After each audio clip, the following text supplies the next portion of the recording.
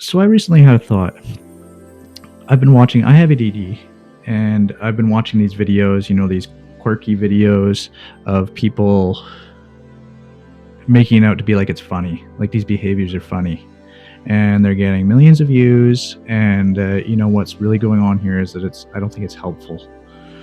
I'm a counselor. I'm a therapist myself that lives with ADD, and I have a lot of trauma and shame around ADD from growing up in a world where I didn't fit, especially in school. All the shame messages of being stupid because I didn't think and figure things out in a certain way. Um, Maybe being forgetful was something I turned into being the class clown to deflect, and that's carried on throughout my life. People pleasing, learning to use my ADD, like of observation, skills of observation, to be able to please people, find out what they need.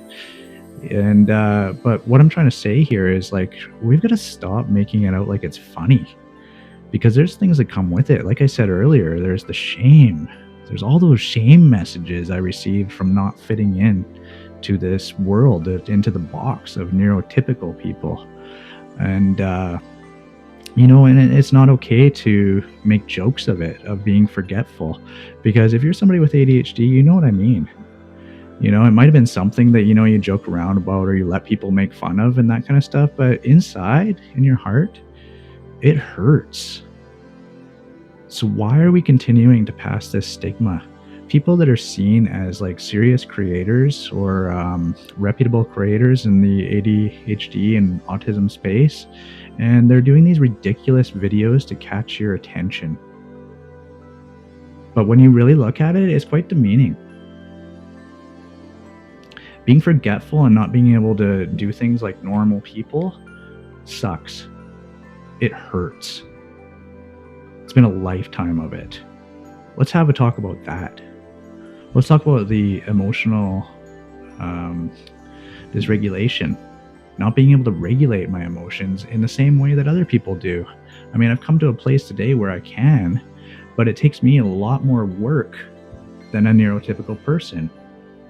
So as a neurodivergent person, my day-to-day life is a lot more work, and it's exhausting. And I did a YouTube short video on this morning, which I'll connect to this video. And, I was in tears beforehand, which made me realize this is something that I got to talk about, because I'm getting a little frustrated with seeing these videos just to get likes, just to sell their products. Let's get real here. Living with ADHD is hard.